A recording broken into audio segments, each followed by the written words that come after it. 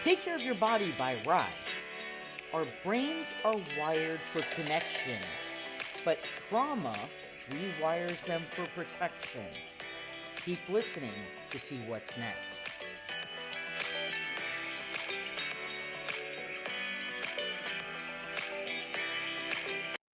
I hope you're smiling because it's me, Rye. Today I'm with a very special guest. This is actually her second time being on the Take Care of Your Body by Rye podcast. Hi, Marilisa. How are you? I'm awesome. Thanks for being here. I'm so excited to have you here. And today we're going to talk about a topic that is very near and dear to my heart. It's trauma. And there's no one better I would want to have on to talk about it with me. Very cool. And after some technical difficulties, we're sort of winging it here and trying to figure it all out. So absolutely. It's working. But I feel very zen. The music and the atmosphere is amazing. So we can't let technical difficulties get in our way of having a good session. Yeah. So do you first want to introduce yourself again for any of my listeners who didn't listen to our first episode together? Oh, sure. I am Marilisa Lawless, and I am a marriage and family therapist in downtown Davie. I've been here over 30 years. It's a family-owned business. My sister and I, it was my mom, my sister and I, and now it's just me and my sister. And we have continued to reinvent ourselves over the years, obviously. Trauma has been our specialty, dealing with emotional and physical trauma, some sexual abuse. Yeah, it's a lot. I've got a pretty long curriculum vitae, a long CV if I had to say it. But I mean, I'm an herbalist. I'm a Reiki master. I work in energy. I work in just anything that will help to heal trauma. So wow, that is so beautiful. So I'm sure a lot of people are wondering why I picked trauma as today's topic. My sister and I have someone that created deep childhood trauma in our lives. Several weeks ago, during the passing of my great-grandpa, his burial, this person showed up, and after supposedly being asked to not come to the, memorial or the burial, he still showed up, and my sister and I both began having kind of a full-fledged panic attack. My mom was the only one that supported us and stood up for us during that moment and in general throughout this situation in our lives. And we needed to leave, of course, because it, dragged a little bit of PTSD and required medical attention and mental health intervention on both levels. So we kind of were judged and unsupported because of this by a little bit. A little bit of people because they just didn't understand the situation. I wanted to kind of use that as well as different, requests I've got to do trauma, because I know a lot of people who suffered from traumatic experiences in their life and have been impacted by it tons. So that is why I picked today to talk about it with you. Yeah. So when dealing with trauma, ideally starting from its base, understanding that regardless of the trauma, you've survived to be sitting here today. How you handle yourself emotionally when you get triggered, which is what you described, feeling triggered. There's so many different ways to do it, but at the end of the day, it really is about just talking to yourself and believing that the people in your life will support you and that you feel safe. So that's all it is at the end of the day. What you described having was a post-traumatic stress response. And with that, you ended up having some anxiety and re-experiencing the trauma, so to speak. So we call that in psychobabble terms, an abreactive response. What you're trying to do is to be able to feel normal, function normal, and move forward in a normal way. Whatever normal is for you, and it's different for everybody. So when you have that kind of a response, doing what you and your sister did, leaving the premises, is an absolutely awesome idea. Physically remove yourself from the things that are, the stimuli, so to speak. Remove yourself. So that's helpful. The other piece that's really helpful is grounding. So with grounding, it means taking 3 deep breaths, looking at your feet, saying, okay, I am here in this room. I am okay. It is the present. Naming out loud what you see. Physically, I see the chimes hanging. I see the pictures on the wall. I see the blinds at the front door. Name what you see, and it's a way to pull you back into your body, because what happens with trauma is that you end up having this out-of-body experience, so to speak. So doing things to pull yourself back into the present is the most important piece. Wow. So the trauma is connected to something that's historical, but the anxiety you're experiencing is something that's future oriented, something you anticipate might happen as a result of staying. And what you want to be able to do is to create scars instead of them still being wounds. Scars don't hurt. You can just tell a story. You can say, hey, when I was a little kid, this happened to me. I didn't like it. And I stay away from that kind of situation and those kind of people. And that works. Getting to that place where you can do that sometimes takes talking about it, takes just, again, grounding, letting yourself know that you're safe, that you're in an environment that feels safe, and that you have people around you that are going to support whatever gets triggered. Wow. And then if you can't do it yourself and you don't have the family support, is seeking professional help. Reach out to your insurance company, reach out to your friends, say, hey, who do you talk to? You want to do telehealth? You want to do in person? There's a lot of different things, but just reach out for help. Yeah, that's really important. So I'm kind of taking on from what you said, what are you supposed to do when a family member triggers you?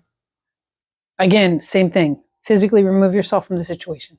Okay. It's the easiest way to deal with it until you're in a place where being in the same room with that person is like, okay, I'm just going to stay on this side of the room. You stay on that side of the room. You don't have to say it to that person.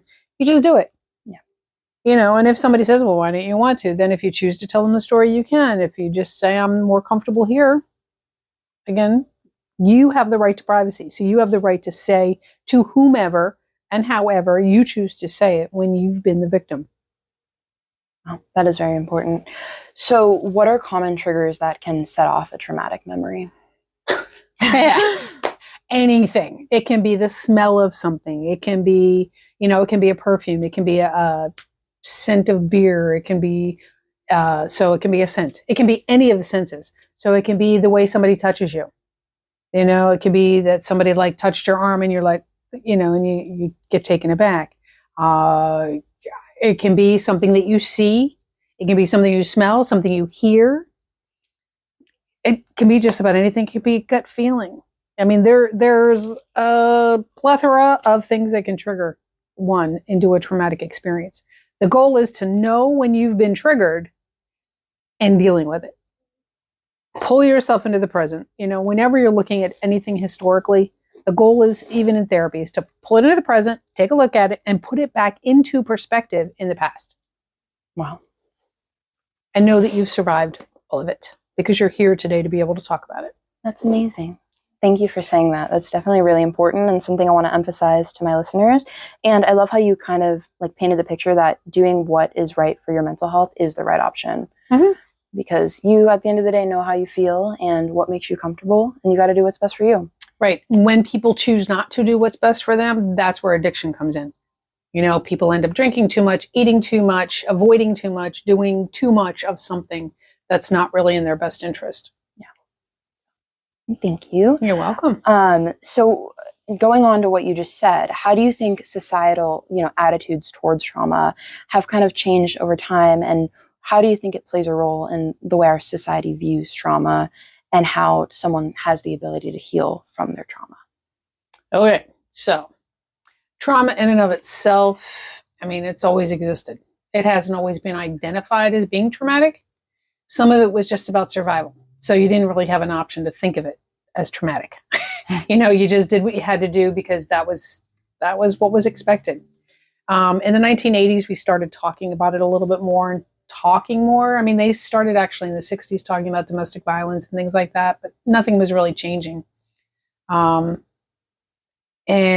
as they started to talk about trauma and encouraged people to talk about it, it started to shift societally. And yes, there was some backlash. Yet what we know is that encouraging people to talk about it is one thing.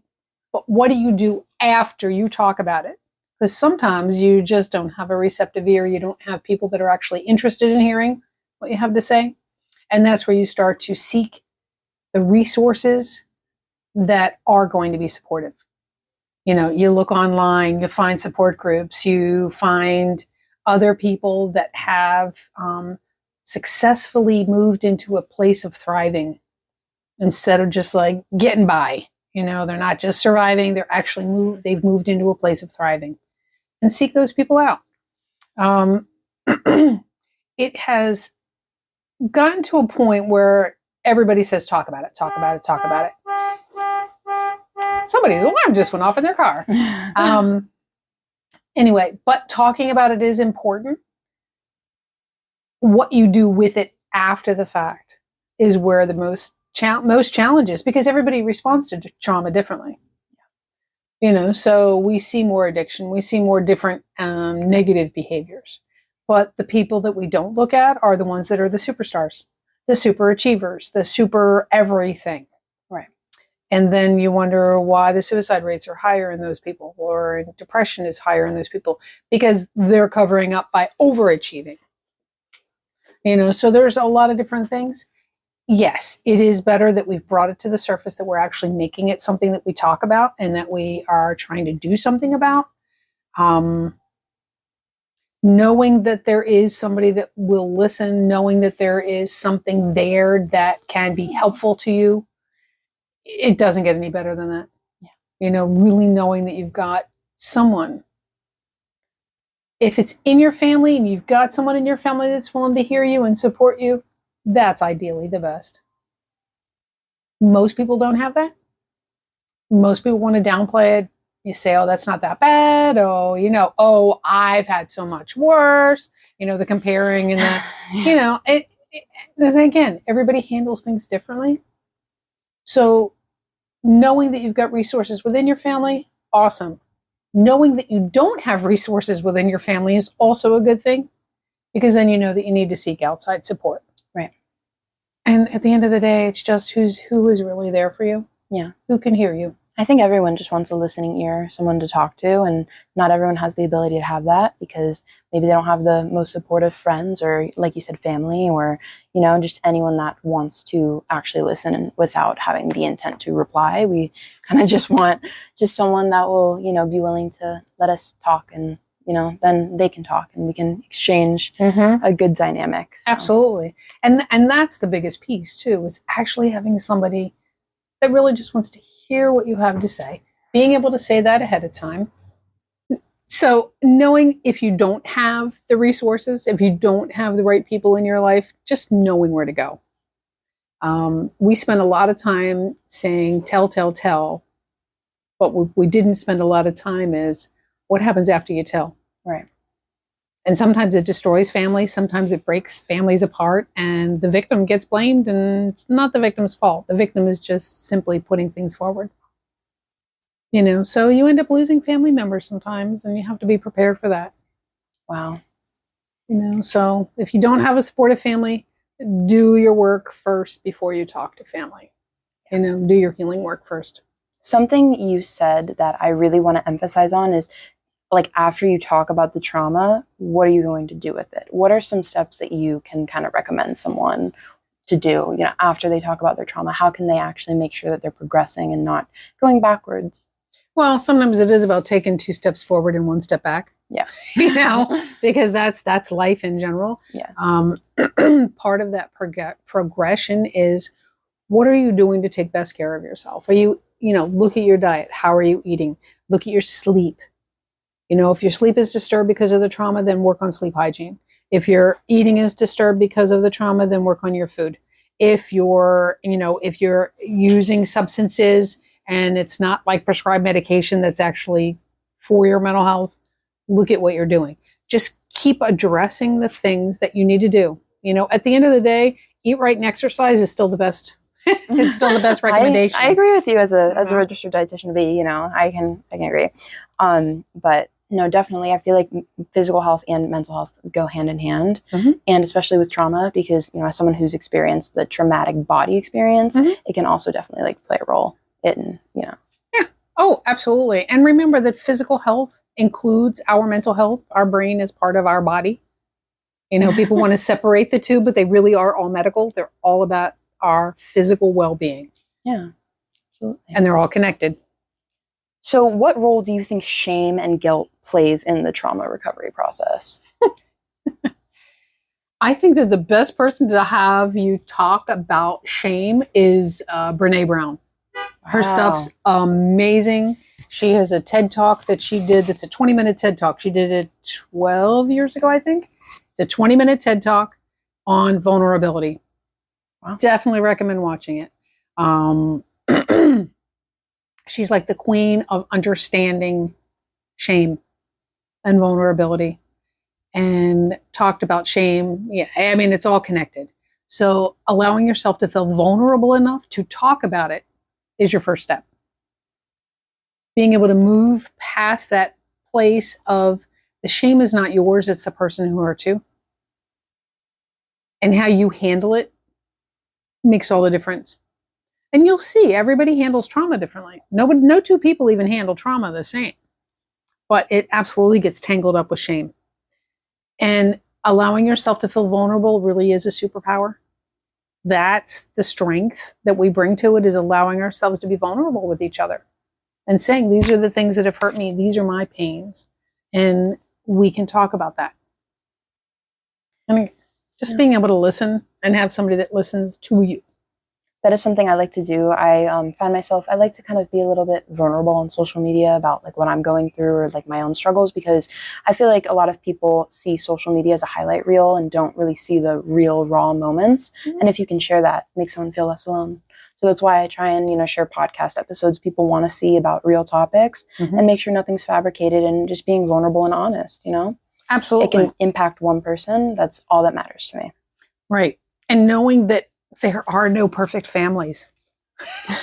Every family has something. Every family is connected. Every family has a thing to deal with, work through. I mean, there's no such thing as a family that doesn't have something. So, yeah. How can we better support and care for those who've experienced trauma? And what are some effective strategies for building resilience and kind of coping with traumatic experiences? Listen, that's it. I mean, it's super, super simple.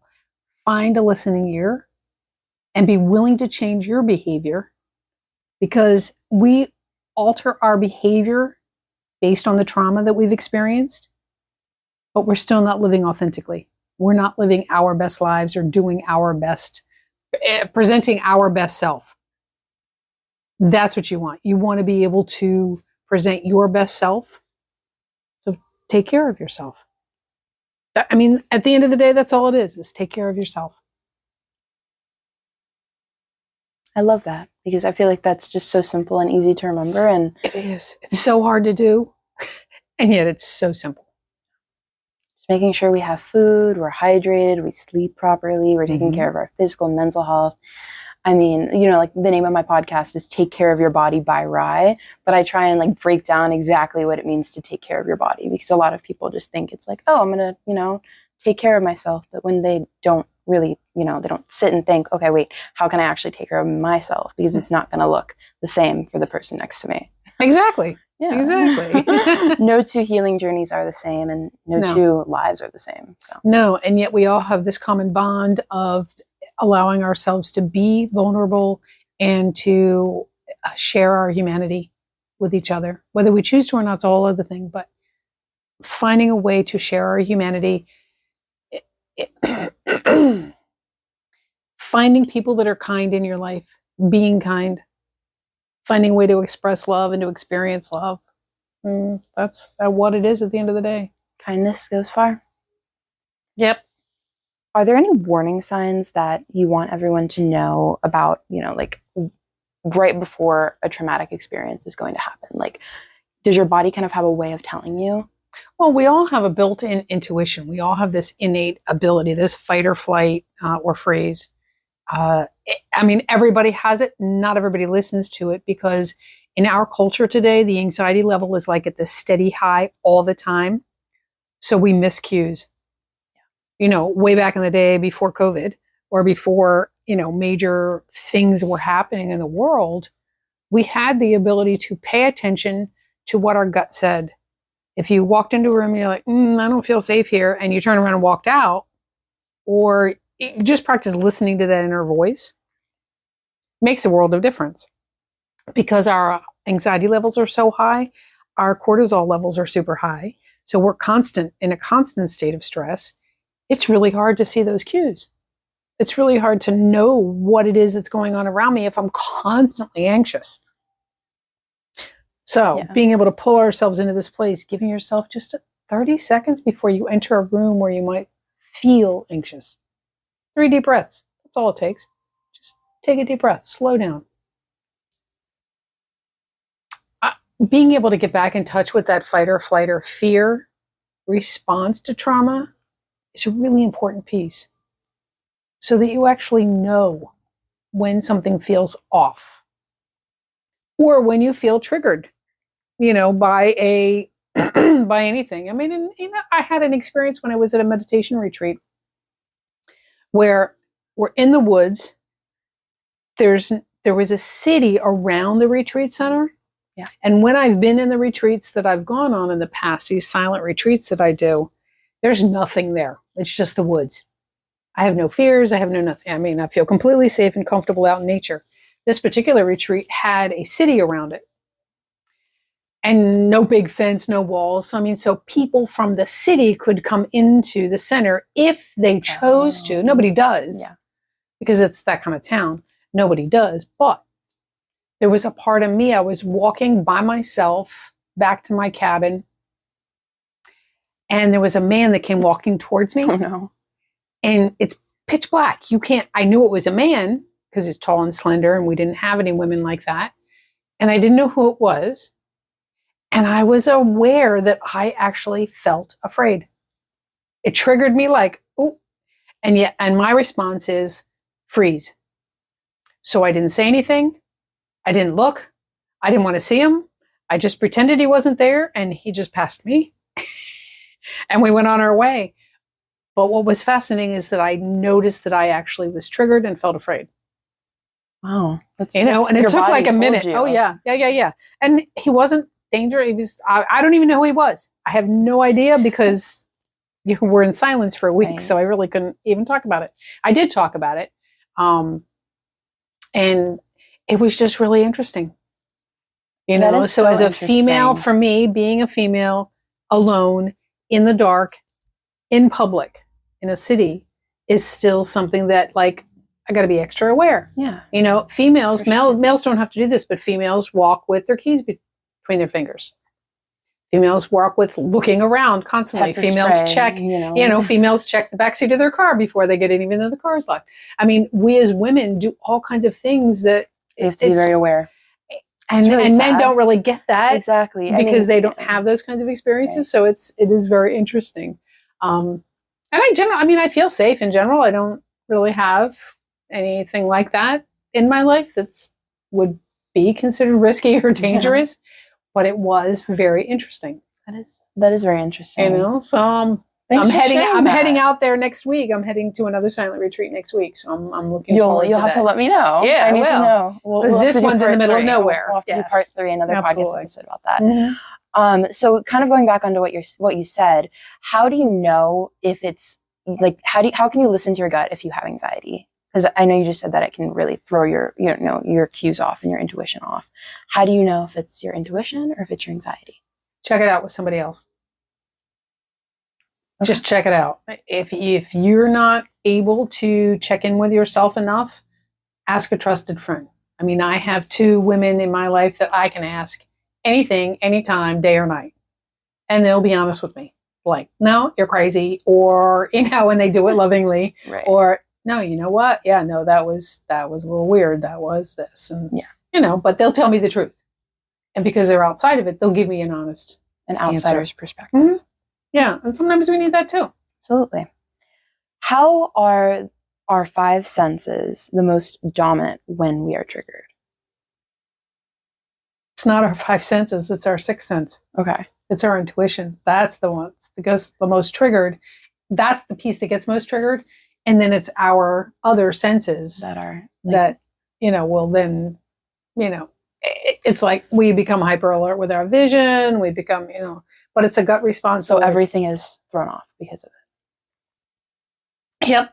Some people lose their appetite. Some people gain their appetite. Some people are hypervigilant and they can't be in the dark. Some people are, so it could be visual, it could be physical, could be they can't sit with their, there's some people that can't sit with their back to the door. There's some people that can't sleep in the dark. There's some people that can't eat a particular food because it reminds them of a texture that they're uncomfortable with. Our physical senses, that's not what we're listening to. We're listening to our gut response, our sixth sense, or whatever you want to call it. It's energy. Energy. Yeah. And the more we learn about quantum physics and the more we move into that energy field, we understand that truly everything is energy. Everything is about a vibration. Do you pay attention to what it is that's going on around you? Wow. You get cues. Do you listen? Are you looking at them? Yeah. Wow, that is so important. How much trauma do individuals typically remember? And is there, I'll ask another okay, question. so no. It's people remember experiences. People don't always label it as trauma. People might label things that have happened to them as, oh, that was just so-and-so. Oh, that was just, back in the day, it was, you stayed away from Uncle Harry. You stayed away from, you didn't go near grandma because she'd want to kiss you on the lips, and that's gross.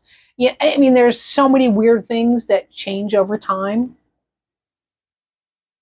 Every family and generationally it changes, and as we become more aware of the way that people feel traumatized, what we know the most about is just creating love and support, and that's going to be the most healing for anybody. So, yeah, I don't know whether that answered your question or not, but it did. It's just the way that we teach each other and what's become socially acceptable. Wow. So, wow, that's deep. So what do you do, kind of going on to what you just said, what do you do if someone doesn't support you or the trauma that you've encountered in your life? Decide why you have them in your life. Make a decision. As an adult, when you're a kid, you don't really have many choices. You have to deal with whatever. But as an adult, you have choices about who's in your life. You can choose to have people or not have people in your life. It really does come down to choice. Might not please everybody. Might upset a few. But well, you have control. And if someone makes you feel bad about yourself, that's definitely a time to show them where the door is. Don't let the door hit you on the way out, the expression goes, So if you are triggered, obviously, like you said, the fight or flight response is activated. What are some advice techniques that you can give someone to cope with this? Well, part of what I said earlier was about giving yourself 30 seconds, 3 deep breaths, look at your feet. Okay, where am I? I'm in this room. I'm looking at blue carpet. I can feel the carpet under my feet. I can name things that are going on around the room, depending on how you're triggered. You can physically leave. Call a friend. It just depends on what the trigger is. So, yeah. Wow, that is very important. Thank you for sharing that. Mm-hmm. So I think my next question that I really like is, what do you do when you're faced with what caused the trauma? When you're like looking it in the face, whether it's a person or a certain, like environment. Again, as an adult, in general, we have the option to remove ourselves. Whether it's a person, place, or a thing, we have an option to leave. Just move away. There's no reason for you to stay. If you feel trapped, make a phone call. Everybody's got a phone these days. Make a phone call. Text somebody. Say, oh, I need to talk. I need to get out of here. Give me an escape route. Think about if you're meeting somebody and you're not really sure you want to meet this person, like on a blind date or something. You always give somebody else your phone number and say, call me in 15 minutes. Tell me there's an emergency so I can get out of here. Whatever. We find ways to protect ourselves. It could be really varied. It could be a lot of different things. So Well, Just do what works for you. and listen to your body. Is Listen to your body. Absolutely. Are there any other things that you want to touch on in regards to trauma, your experience? No, seek help. Others. Seek Experience within the field, helping others. No, just reach out. Reach out. Talk to somebody. Seek support, whether online, whether in person, on the phone, whether family, friends, or professionally. Just seek. And That's all it is at the end if of the there's day. anyone listening who struggles with trauma, do you have a message that you want to tell them besides seek help? Just know that you've survived every single thing that's happened to you if you're listening to this podcast. Good, bad, otherwise, you've survived every single experience. Give yourself a pat on the back for that.